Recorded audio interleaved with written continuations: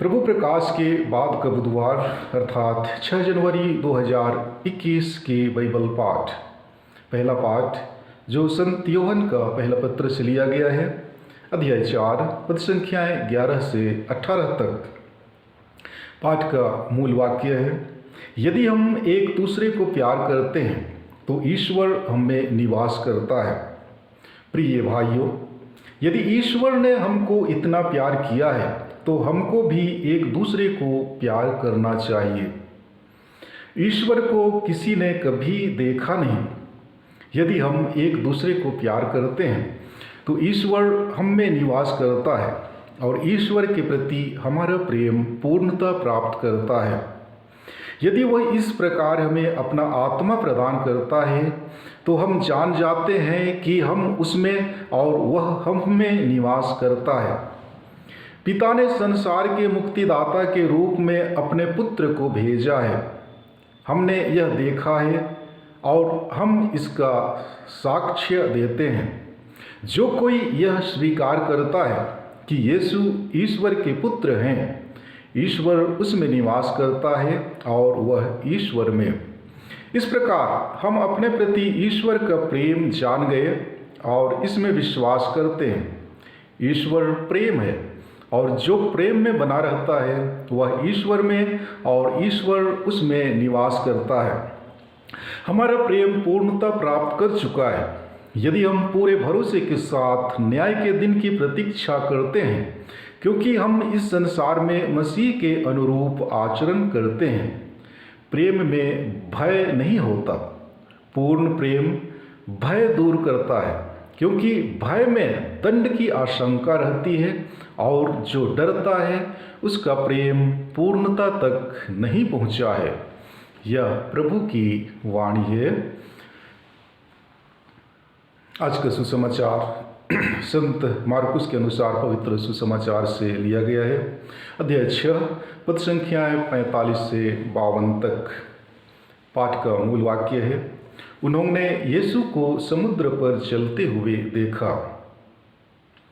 जब 5000 पुरुष रोटी खाकर तृप्त हो गए थे तो यीशु तुरंत अपने शिष्यों को इसके लिए बाध्य किया कि वे नाव पर चढ़कर उनसे पहले उस पार बेतसैदा चले जाएं। इतने में वह स्वयं लोगों को विदा कर देंगे। यीशु लोगों को विदा कर पहाड़ी पर प्रार्थना करने लगे। संध्या हो गई थी। नाव समुद्र के बीच में थी और यीशु अकेले स्थल पर थे। यीशु ने देखा कि शिष्य बड़े परिश्रम से नाव खे रहे हैं, क्योंकि वायु प्रतिकूल थी। इसलिए वह लगभग रात के चौथे पहर समुद्र पर चलते हुए उनके ओर आए और उनसे कतराकर आगे बढ़ना चाहते थे। शिष्यों ने उन्हें समुद्र पर चलते देखा। वे उन्हें प्रेत समझकर चिल्लाने लगे, क्योंकि सब के सब उन्हें देखकर घबरा गए। यीशु ने तुरंत उनसे कहा, धीरज धरो, मैं ही हूँ, डरो मत। तब वह उनके पास आकर नाव पर चढ़े और वायु थम गई। शिष्य आश्चर्यचकित रह गए, क्योंकि वे अपनी बुद्धि की जड़ता के कारण रोटियों के चमत्कार का अर्थ नहीं समझ पाए थे। यह प्रभु का पवित्र सुसमाचार है।